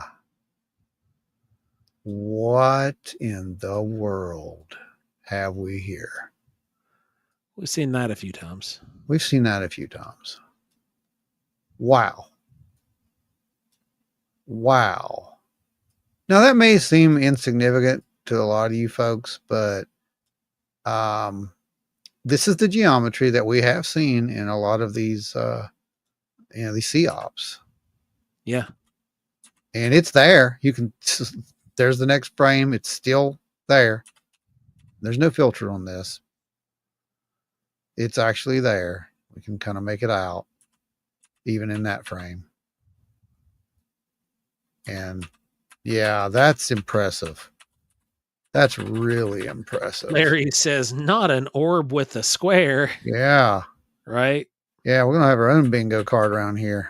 I know. So we've now with a square. These at Wanbury. We've collected these. Where was this one? Eastern Panhandle. Where was this one from? 1 second, I'll tell you. She sent it to me. Okay. Man, that's crazy. Ripley. Oh, really? Ripley, West Virginia. How about that? How about that, guys? Yeah, that's something. And did it just kind of disappear, or was it moving over the horizon, or anything odd? House says it would be cool to do some collar isolation on this one. Yeah, it will be. I wanted that frame right there. Off my front porch. Oh, wow. So the light, like Ron said, was it, did you see it go over and move off the horizon, or did it blip out? That's as good as I can go in. Right Jordan there. Booker, thanks for hanging out, brother. That's you guys fantastic. have a fantastic night. Thank you, guys. Says, great catch, WVBP. Yep, absolutely. I'm putting that in here for right now. WV Ripley. There we go. I'll put that in there. I'm saving that. Good job. Thank you guys for sending that over. That was a great capture. That's fantastic. Fantastic. So, quick question for you guys. West Virginia Bigfoot Project. Do you guys have a small tripod? Fantastic. Stop sharing that for a second. Then I'm going to look for something and show you something else. Unless you guys are done. You know, I mean, you might be getting bored with this. I don't know. Hey, good night, Beth. I was dealing with the same thing. These storm systems moving through suck. Get some rest, okay? 8 o'clock says that's an awesome catch. Yeah, small one wasn't using it. Oh, you haven't seen anything yet. You guys, you have, but you haven't. The capture was fantastic. One night here soon, I want you to intentionally go out and just sky watch, but use the tripod with the phone mount. And if you don't have a phone mount, I'll get you one for the tripod. Because I've only got like 10 laying around here. Oh, wrong way. I went the wrong way.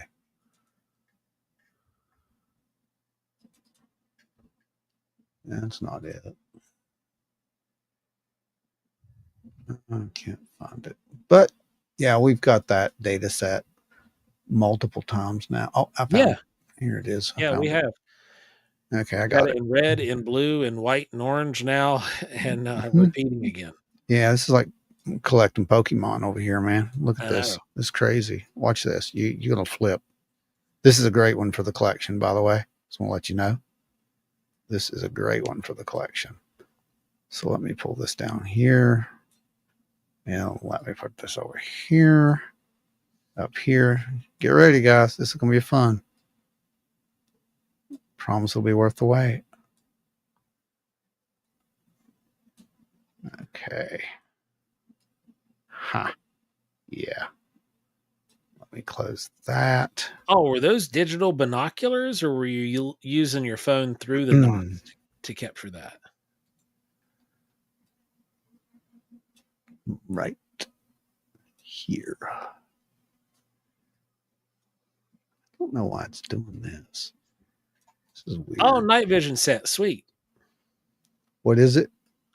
He was using a night vision set of binoculars. Oh, okay. Okay. That's good. what that was recorded on. That's good. Oh, that is good then. Yeah.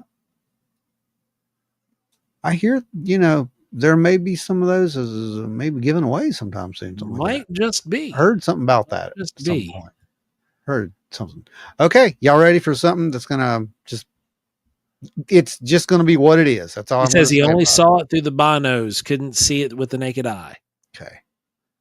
So I'll let you see what we got here, right? Y'all make up your own mind. There's the one, right, that he caught. Okay. Yep. That's it. How about that?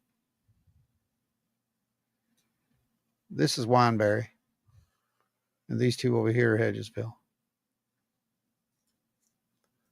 That's one he caught. Yeah. Here, I'll do you one better.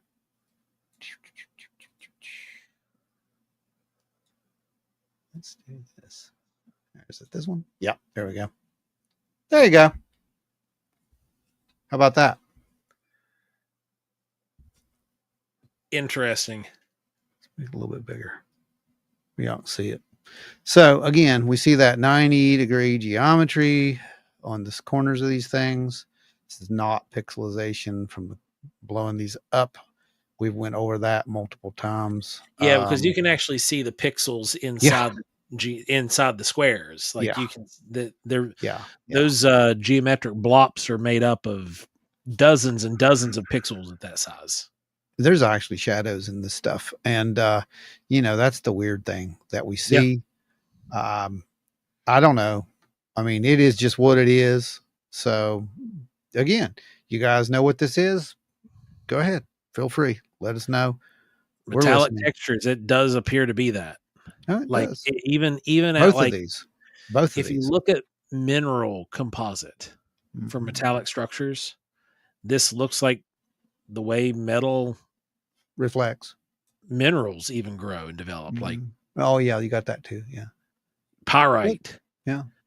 And different other metals that grow and have that crystalline square form. I mean, here you go.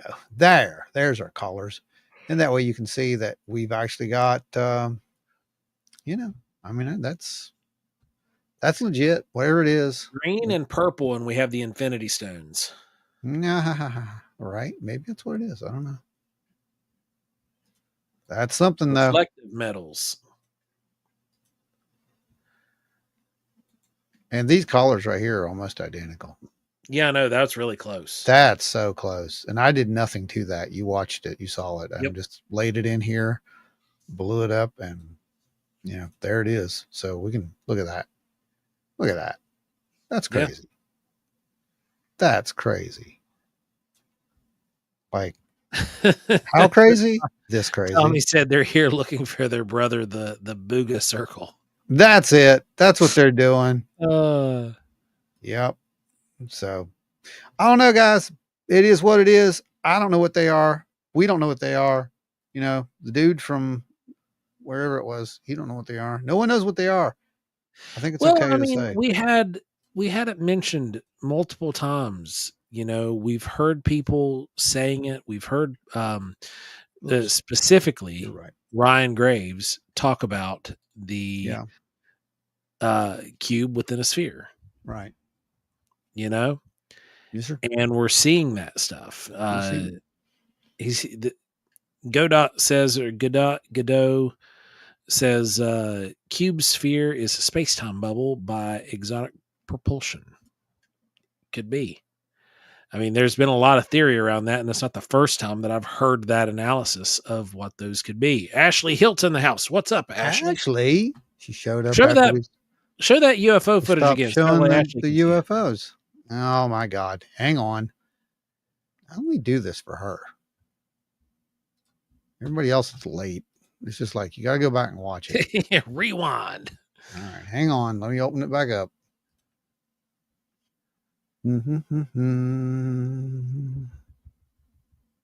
Okay. That's right here. And we are watching this clip right here. Yeah, I think. Is that it? Yeah. You can just throw it up. We'll throw it up down there in the bottom. We don't need to. Here it is. Maybe. Enzo. Hey, everyone. I'm very late. You are indeed. We'll allow it. Enzo, you're just in time, though, because we're going to run this UFO footage again. And we're saying UFO footage because it truly is an unidentified flying object. Yeah, it doesn't mean it's alien spacecraft. Let's just go right ahead and say that for what it is. We have tried to match it as best our ability with the software and programs we have access to. And we've ruled out known satellites. Which one am I showing? Show them both, the 2 and the 1. Okay. Because Enzo just made it in 2. Is this right? And they seem to like the footage. So I don't know if this is right. That don't look right. Hang on, it's doing something stupid again. Well, guys, y'all are tough out of luck. We're gonna have to just rewind it and go watch it again. Nope, there it is. Never mind. Ron found it. Okay. Anyway, here's this one. Go right ahead and I'm going to play it about right here somewhere. You guys watch that.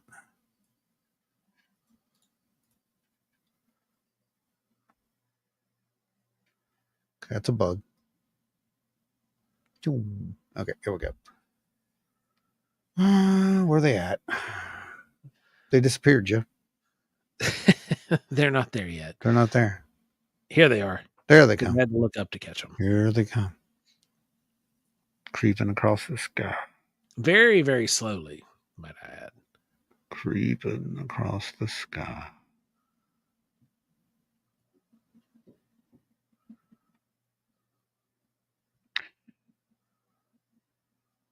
You know, there's also the fact that these things seem to, at one point, get farther apart. They do, like right there. Yeah, it's weird. You can see the front one almost kind of scooting up a little bit. It's getting out. Then this one's going to disappear. But, yeah. And we have ran that against the satellite tracking footage and the time, and nothing really matches them. There's not satellites in that part of the sky at that time of the night. No, not that elevation. So, aside from that, here's the one that's really the head scratcher. You're watching our little satellite buddy here. Yep. Tracking it. See how fast that's going? That's satellite. That's satellite. Moving right along. And then all of a sudden, something else. Mr. Satellite. Goodbye, Mr. Satellite.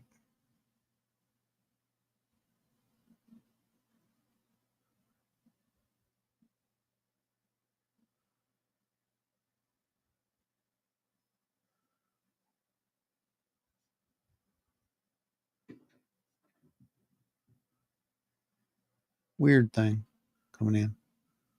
There it is. Scooting across the sky.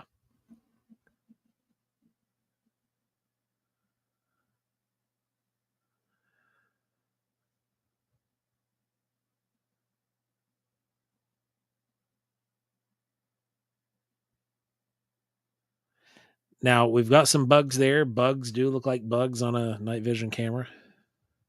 Yeah. Bugs look like bugs. Bats look like bats. I don't know. I don't know what that is. Sadly, I can't really zoom in that much and get any any good data on it just because it's kind of grainy. So, Ashley says, "I'm sorry. Can you play it again? I wasn't paying attention. Just kidding." No, I'm playing it again because I got one here with a little bit of M-balls on it that might help us see it a little better. So here we go. Yeah, there we go.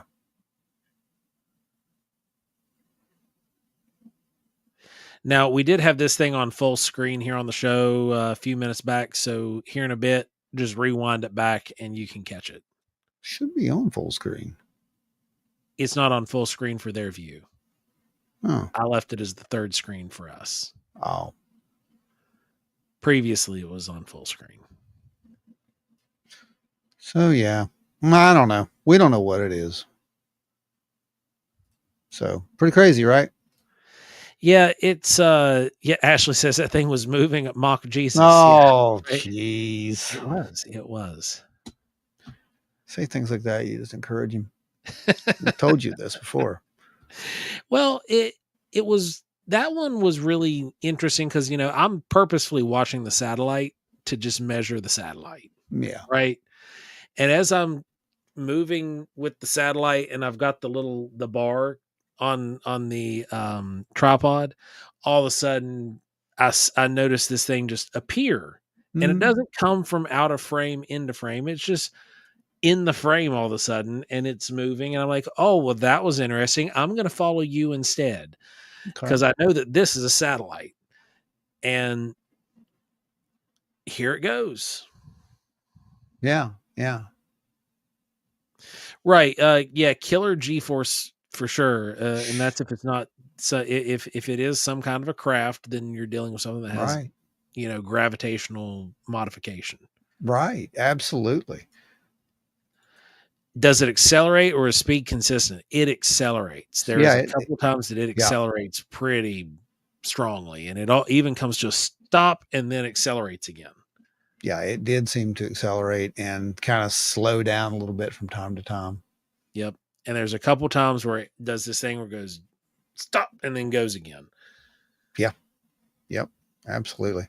So, you know, I don't know, guys. I don't know what that was. I don't know what these things are. I'm glad, like I said, that science is actually deciding to look at these, that academia is actually trying to talk about this stuff out loud now, and not just behind closed doors, and, you know, and showing interest in it, because this is a discussion and conversation that needs to happen. We're here. Now, show those up at Kecksburg. See what people think. Oh, yeah. Yeah. It's on the drive. So we'll definitely put those on there on the big screen. That way people can take a look at it, see what they think. Weather balloon. That's what it is. Could be a pair of TicTacs there. Now, I have to say this. We've never been able to capture the TicTacs on third generation night vision. We have captured them on thermal, but we've never captured one that moves like this. Is the first time we've captured one that moves like them on night vision. Yeah. Because the one that you captured moved way different. It did. Yeah. I don't know what that was either. This one moved like the thermal optics. Mm-hmm. With that erratic kind of behavior and then disappear. Yeah. Yeah. It's definitely different. It's definitely weird. I don't know, guys. Again, we're not saying, you know, we know what that is. So if you got any guesses, feel free, you know. But there's a moth in the frame. You can see the moth. Probably not a moth. I mean, we have ruled out a few things. We just don't know what it, you know, what it could be to rule in at this point. Because we have been setting on these since 4th of July weekend, because we've been trying to look at all of the possibilities, trying to rule out the normal stuff. And it drawing a blank. Yep. Pretty crazy. Ada, thank you. I will have a pretty good time. I think it's going to be it'll be a blast. You know, I like to get out there and meeting the people and talking to them and hearing some of their stories, and they never cease to amaze me. Never. NW Hall, $10. Appreciate you, man. Thank you. That's going straight to the prize fund or the food fund. It's one of the two. Yep, you guys going up there hanging out at Kecksburg, you can take a picture with the banner because that's the only place you'll see me. Yeah, the picture banner. I mean, Yeah, because I will be at a birthday party for my young. He's turning 3 years old. I will be there. Maria will be there, and we'll have some tables full of stuff for you guys to peruse and look at, and have some data for you to look at, kind of like this, and then you can ask questions. A lot of fun. NW, this one's for you.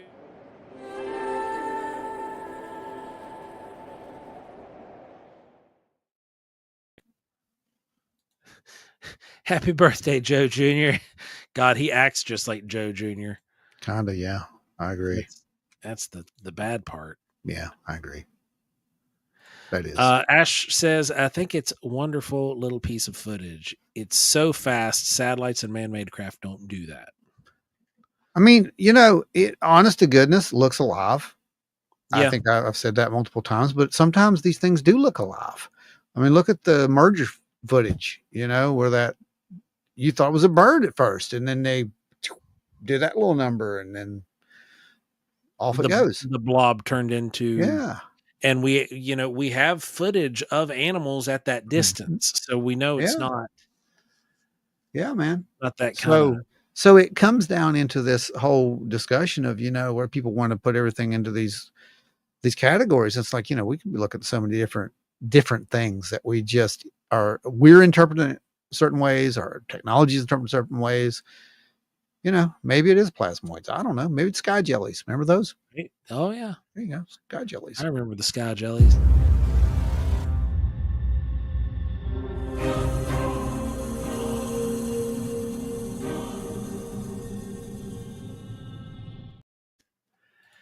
Semi-organic symbiotic AI craft. I mean, that could be probably closest to the right answer as anything I've seen at this point. Larry said, I was about to say it's very biological. It does seem biological. I've seen a lot of footage lately that if the filtering was different, you'd think it was something swimming underwater or under a microscope. Yeah. 100%. Yeah. I agree with that, man. Some of those first thermals we got, it looked like you're looking at a microscope with the little, single cell organisms jotting around inside the water, right? Ashley says, I think about the sky jellies every day. They're my reason for waking up every morning. That's awesome. Nothing like that. First thing, to do in the morning is not drink coffee, but to go out and thank the sky jellies. That's right. Look for sky droppings. Hey, you do have a box full of sky jelly. Yeah. In the basement. It might make an appearance up there at Pennsylvania. Possibly. Don't remind me of those. Sky jelly tastes good on peanut butter and jelly? It wouldn't. Only if it was sky peanut butter. I mean, there could be such a thing at this point, man. So what did we learn tonight, guys? I mean, we learned quite a bit, I think. Probably that, we shouldn't go around radiation. That's number one. Yeah. Especially 758. Oh yeah, it's a bad idea. It's a bad idea. That might cause lingering side effects that could damage you and your reproductive organs permanently. Yeah. That's true. You're starting to deal with, tumors growing. Yeah. You probably want to get out. Yeah. I would say. Enzo says, I prefer a little angel hair on the side before it evaporates. It's good. Good man. Good man. Saw that. Caught that. That's a deep take there. Good job. Yep. Always have a little rat away with you. Rat away with you. That's right. That's a good thing that we've learned, right? Always have our rat away with us. That's right. I'm still playing the new whatever. It's not season. The new edition that they did, the fishing edition, and I still don't have the advanced drag. Yeah, still don't have it. Game's so rigged, just absolutely infuriates me. How much is it in the shop, or can you even buy Oh, it? no. This is actually, you just got to get it during one of the So it's fishing an days. earnable perk you get. Yep. Every day you have to catch 7 fish, and they're from all around the wasteland. So you go in, catch your fish, take them back to the guy. It's a boring procedure, and he gives you drowned furniture, which is wet furniture, or some other nonsense that you don't really want. But you really want is the advanced drag that lets you catch the really rare fish, so you can get the good stuff. But no, that's not going to happen. That's not going to happen. That asteroid is going to, turn out to be a mothership before that happens. Good night, Ada. Thanks for hanging out with us tonight. Good night. Donna talking about the footage. I agree. Manufactured things do not move like that. Well, I mean, Lockheed Martin thinks it does. Right? If we zoomed in, we could probably find a Lockheed Martin logo on that thing. You probably could. You're right. Yeah. Because obviously it's theirs. I'm just going to do that at Kecksburg. I'm just going to walk up to somebody's table and grab some stuff and just be like, this is mine now. Right. That's how you do it. And put my name on it with a Sharpie. It's still called theft. What's wrong with you people? Call it for what it is. You're not making it. It's not yours. You might have picked it up out of the desert or out of a tomb that was 10,000 years old. Oh crap. Did I say that out loud? We ain't gone there yet. That's next year. Right. It's going to happen before that. Bob's documentary comes out soon. I'll be curious if they go there with it yet. They're still kind of, I don't know. They're kind of leery about that. They've just got us up to psi. Okay. And they're just now getting us into radiation. They got to go a little slower. I mean, we only got to next April, 2026. Right. And then that's the end. That's it. No, I don't know. No. I think I've heard 2029, 2033. I've heard all kinds of stuff now. So they just keep moving it. Let's throw the dart. Oh man. Dart at the calendar. Spin it before you throw the dart. That's the date. That's how they're determined. Do, man.